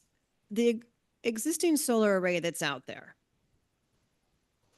I haven't been able to get a straight answer as to exactly how much that is saving us. I don't know. I mean, all I know is it's functioning at like 60% capacity. And I wasn't on the council when it was first designed and installed and all that. So, but to me, I keep hearing it sounds like it's not functioning. Was it ever intended to cover 100% of the costs? It was, but the company was having to pay the city some additional monies up until the 2017. The reason why we've been unable to get them to meet that demand is because we've added systems that has added load to the wastewater treatment plant. Like, we continue to make things more efficient there, but that's because we're adding additional energy. But did it ever pay for 100% of the power out there? I cannot speak. I know you weren't here then either. So I appreciate that. My understanding is it has not. Okay. So what I don't know is if it was ever intended to, and I don't know what percentage of power it's supplying out there either. I don't know what that is either, but. So we're paying an additional 40% of what the energy usage right now. Okay. So right now we're paying 40% to Pioneer for energy, and 60% is being generated on site now. Correct. So the proposed project, are you saying it would be designed at 100%? So then we are having 140%? It's actually designed at 102% of our total usage. So what it's doing, it's bridging that so that 102% bridges that 40% gap. So are you then saying, okay, but you're building it at 102%, but it's not so our wastewater treatment plant is 24/7 and there's no storage on this project. So it's just going to be generating power during daylight times. And then we're going to sell back to the grid at whatever NEM 3 cost. So we have to look at that slightly differently. So we have to look at the way we're designing this system. It's being designed to create the energy that we need. We're not, the fact that we get money back from PG&E doesn't matter. It's providing enough energy for our usages at the plant. But if you say that, we don't have storage, and so we're still going to have to purchase power regardless because we have no storage. So that plant is operating 24/7, and so there will still be a cost for energy out there. And I'm just trying to get clarification. So like right now, we pay, you said 40% for the electricity that is utilized out there because 60% is coming from solar. You're saying that the new proposal would be at 102%, but it's still not going to cover the total cost of the power that's needed out there because we don't have storage. So we're still going to pay for power out there. I mean, we're going to have, so, I mean, and we're going to sell back some, and I understand there's energy savings, but we're still going to have to pay so that's something because we have to pay for the power that we use at night or when it's yes, but I'm just saying is that it's not going to go, when you talk about 102%, it's not 100%. It's because it's on the new NEM. The new NEM doesn't pencil out the same way, I right? understand that. The NEM 3 doesn't. So I'm just trying to understand that. Right now, we pay 40%, and we're still going to have to pay something. Correct. So when we're talking about the offset usage here, or the offset number here, it's on the KWH usage and not the dollar amount. So we're not offsetting 100% of the costs associated with these sites. It's the usage, because ultimately you still will have the costs. But you know, so as we get into the design phase too, if we need to look at battery energy storage, you know, that's something we can also look at in these projects as well. So I think the best way to explain it is that right now we have a shortfall of about 580 kilowatt hours at the wastewater treatment plant. This system is designed to meet that shortfall. But Yes, but when it's produced, when it uses power matters. It's Right. not and using it for the that's what I'm scale. talking about, is that, I mean, if we have it or we don't, we're still paying. If we have solar out there, we're still paying. I mean, we're not, there We'll pay will be less. Fridge, but yeah. So we would be paying significantly less. And keep in mind that all of the new functions that have gone online at the wastewater treatment plant now have the ability to be run remotely. So we can set timers of when things are being run. And that's kind of part of the efficiency upgrades that we've been putting in place. Our screw press that now presses our sludge doesn't run at 5 o'clock in the afternoon when everyone's getting home and making dinner and things like that. We have it set up through our SCADA system to run at 2 a.m., 3 a.m. when the rates are at the best, right? And that's kind of the direction we've been going with all of our processes at the wastewater treatment plant, so that we could run it when optimize our usage. We've, in the summer, and the council may not be aware of this, my fault for this, we now turn off our aerators in pond number 1 to ensure that our usage isn't being done at that time, because our new sludge press allows us to do so. So we can turn off an entire pond for 3 months out of the year. And I appreciate that, and thank you. And yeah, with new technologies comes lots of neat things, but I still just again wanted to be clear that there still will be costs for energy out there, because we'll still have to use energy. It's not 100%. Not as much as we have now. Right. And part of this process, and we may look into this, we may look into some sort of storage for the But cost facility, will yeah. And right? so the other thing is, so if I get back to the design of the proposed project, what happens? The old array expires in 2029, and that's providing 60%, but this is 102. So when that old is your intent that when the old array is done, which it'll have to be dismantled and not everything, the new system would cover the cost, or are we going to then have to pay more power because we don't have that old, or are you building it? So do you see what I'm saying? Is that in 5 years, that old system is going to go away? So is this plant being designed to take that into consideration? Yes. So what we're looking to do is put this system in place and make it upgradable. So in 5 years, 4 years, whatever it is, when that system goes away, the new system that goes in place today can be expanded upon. Okay, but that would be additional costs It then? would be additional cost. Okay, so that's important. The sewer fund. That's enterprise. Yeah, we have the sewer Right. enterprise fund. So there would be an additional cost in 2029. We would have to put more money into the additional. But but not as much as we would have had to if we don't do this. So I think the best way to look at it is in this way right now. We could build a new system that meets our complete demand today, but that would not make sense, because the reality of it is that we would be feeding the grid and not getting those NEM benefits back. So it's better to build a system that meets our demands today, because we're on NEM 3 with this system. And then when we take out the old system, upgrade the new system to meet the then current demands, if that makes sense. Yes, but I'm just, again, that's additional costs that we're going to have to find the money for in enterprise. I mean, and the other thing is I just, again, I appreciate the storage is so expensive, but maybe in 5 years, storage is not as expensive. The wastewater treatment plant is that project is just a massive project out there.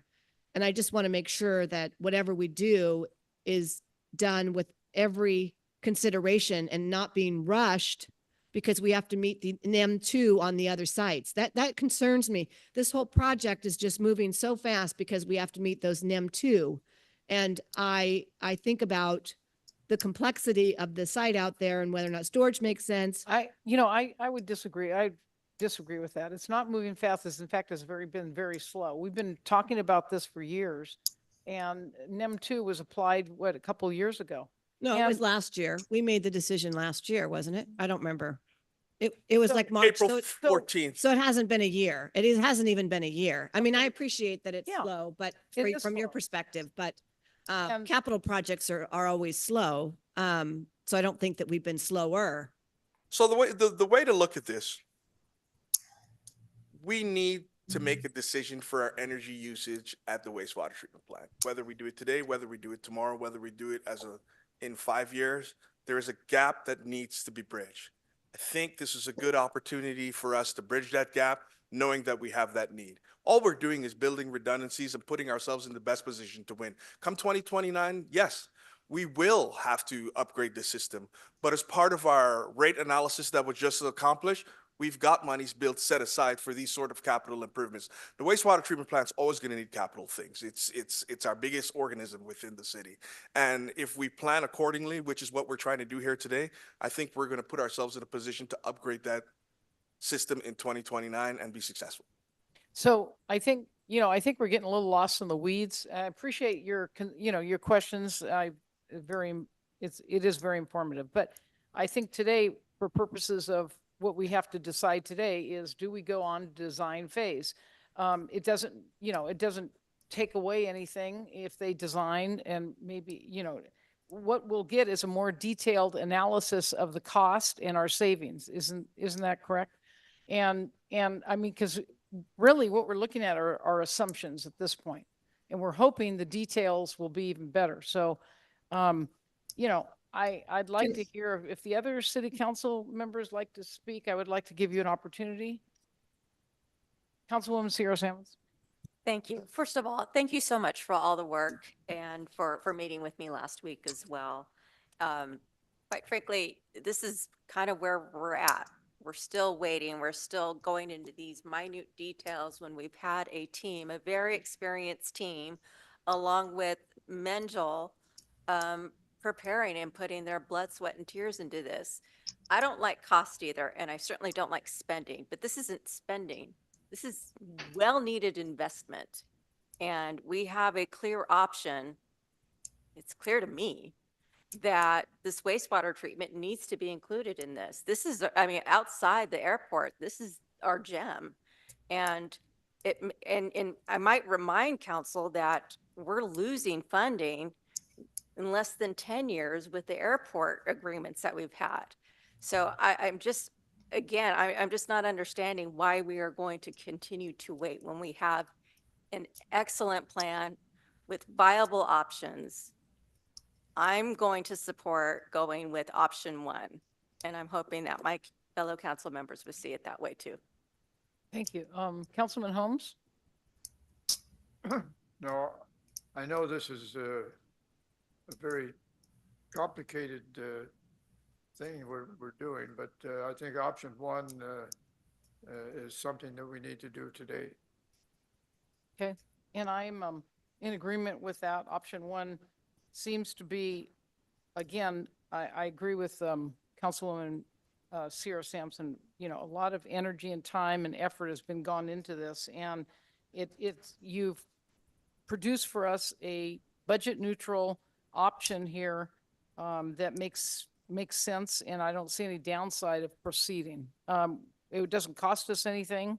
We're not going to lose anything. If we eliminate things now, then we've eliminated it forever. So I would support option 1. Madam Vice Mayor, can I Yes. comments? I am fine with looking at all of the items in item number in option 1. I would like, which I've asked for a while now, to make sure I have the details per facility and the details per measure end use. So I'd like to see the payback individually on the solar and how it works for each solar system by itself and each of the like the HVAC and lighting. I'd like to see those details. I'm under the assumption that that's what we're getting on this next round of details.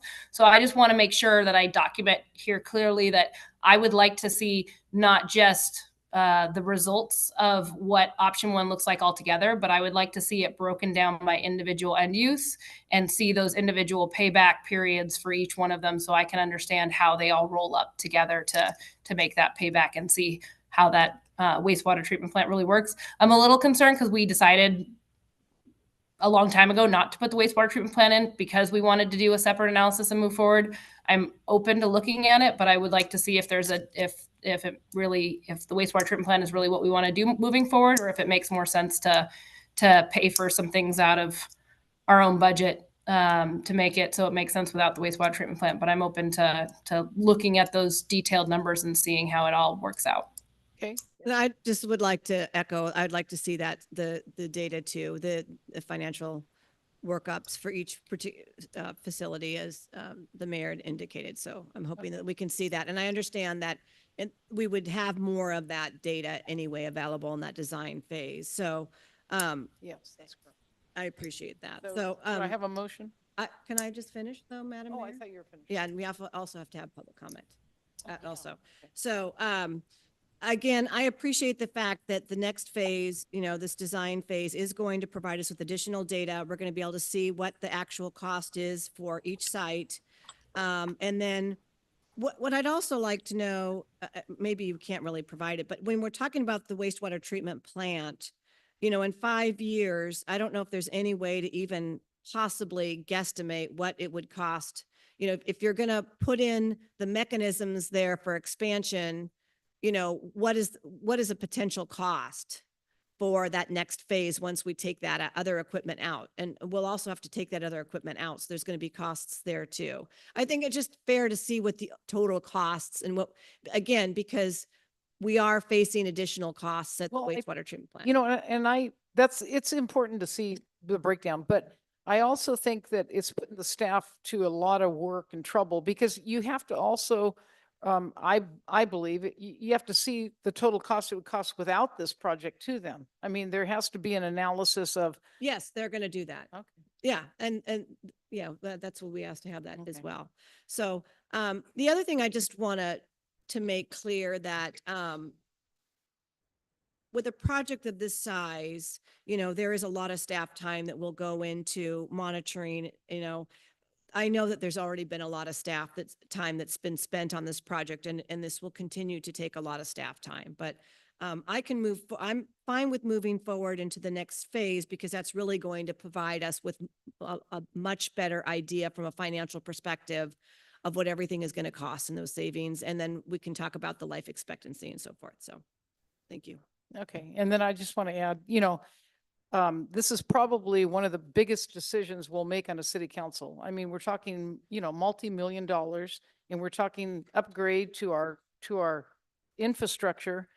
So potentially this is one of the biggest decisions we'll ever make. So I do appreciate everyone's concern, but I also think that, we need to also be, respectful of all the work and energy that staff has put into this, and Schneider too. But we So- are, with that said, we are responsible for the city's funding. And so I will always feel that it's prudent for me to ask whatever questions or making whatever comments I have, because this is incredibly expensive.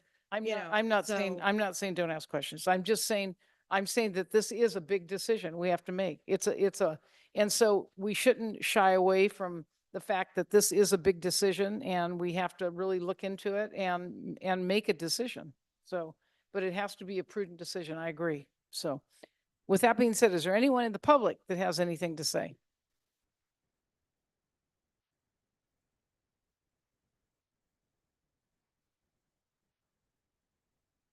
Good evening, Madam Mayor, Madam Vice Mayor, and members of the City Council.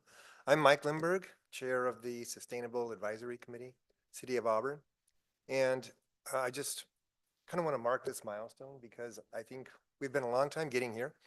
As most of you know, we've been working on an energy services contract idea for well over 2 years now. And One of our committee members, Glenn Kramer, has provided you with a pretty detailed stand on our position on this and the major items to consider there. I think if you hadn't had the chance to read that yet, I would encourage you to do so. But I would like to applaud in advance your decision and willingness to go through with this because it is a big decision. It's a big commitment. And I appreciate the level of scrutiny that has to go into being willing to make that sort of courageous take. But if City of Auburn does in fact want to be a leader in environmental matters, which is why the reason our committee was formed in the first place was to bring these issues to you so you could consider them.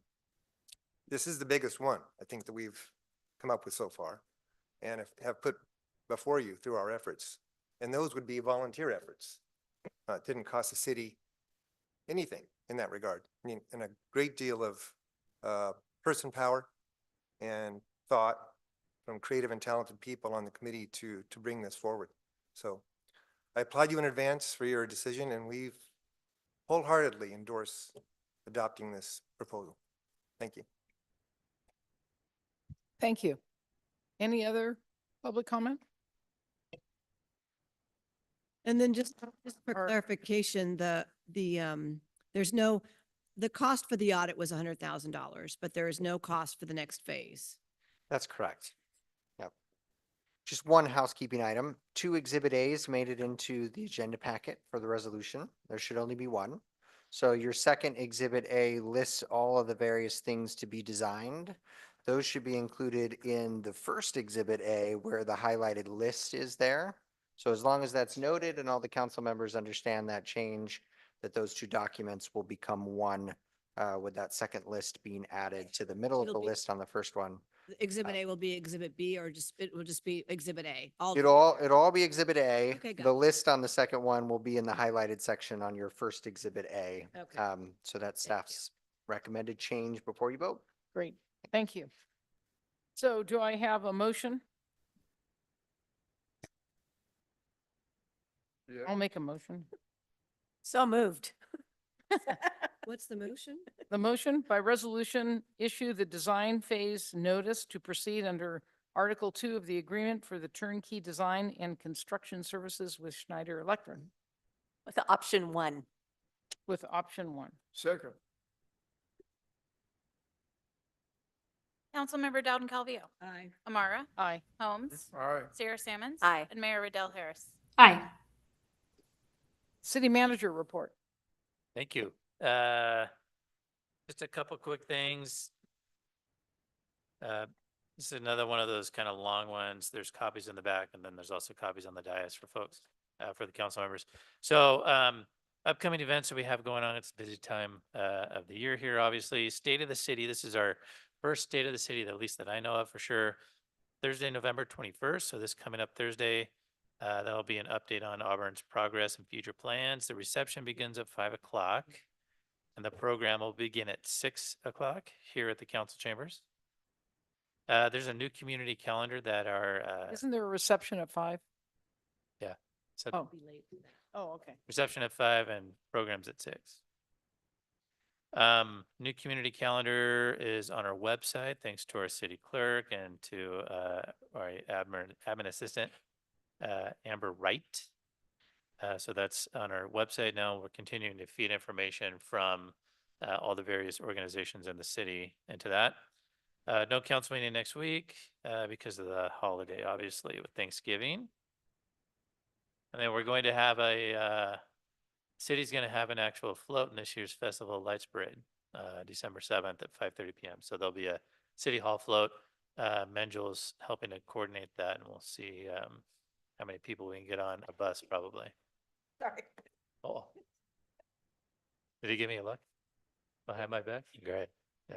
He didn't know that he was helping to coordinate it, but he is. He's going to be building it Yes, in his spare time, poor Manjel. right. Yeah, he's got time.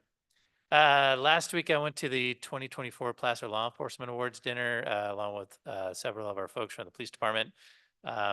So at that dinner, we celebrated dedication to heroism of our officers and volunteers. Sergeant Joe Almeida and Officer Jared Collins, along with Officer Bryce Bandia, received the 2024 Life-Saving Award for their remarkable actions in the line of duty. And then lead volunteer Steffi Schaefer was recognized with the 2024 Volunteer Recognition of Service Award for her contributions. I'm sure that she's glad that I was able to mention her name at the council meetings, and she did not want to go up and get the award in front of people. So double whammy for her. And then last but not least, School Park Preserve, the multipurpose court / pickleball court, the ADA lift has passed inspection by the state fire marshal. It's technically operable. We're waiting training on how to make sure that we know how to use that thing before we actually open it up. We're working on rescheduling the ribbon cutting for that park as well. So once we get a formal date checked out with all the folks who need to be there, we'll make sure that everybody knows about that. I can answer questions if you have questions. Thank you. Any questions? Just a quick comment. I know that Sean has informed us, including, especially me, about the assistance our fire department gave to the Ventura County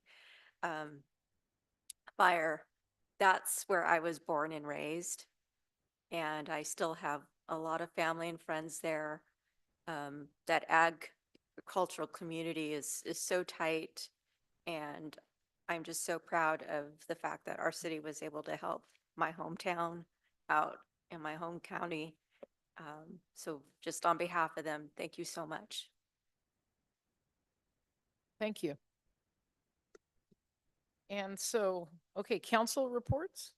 Do we have any? I do. I just wanted to mention, actually, the city manager and I both went back to DC last week with the Placer Business Alliance. There were 100 individuals attending this particular forum. I was actually there on behalf of Pioneer Community Energy. I am the chair of Pioneer, so Pioneer paid for my transportation and my costs. And I actually spoke on a panel with other utilities, Roseville Electric, PG&E, Placer County Water Agency, and Nevada Irrigation District, about the collaboration that we have in ensuring that people have power and water and things of that nature.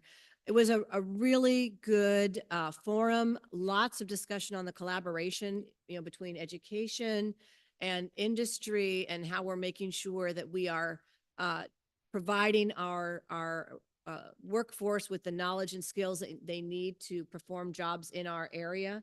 Like with Bosch, for example, coming in and Sierra College partnering to ensure that people obtain the appropriate training and education to have jobs at Bosch. So just very enlightening and a really good opportunity. Very, very busy. We really had no free time, to be honest with you, at all. I had to get up and get out for a walk at 6:30 in the morning. And before it was, it was just so packed. Yeah, it was cold, but very informative, and grateful for the opportunity to be and to be there and to speak on a panel. So thank you. Thank you. Mayor Riddell Harris? I just wanted to say a quick thank you to everyone who came out for the Veterans Day Parade. I gave a speech at the end, and just everyone out in the pouring rain. I really appreciate all of our staff who were out there and all the people who participated.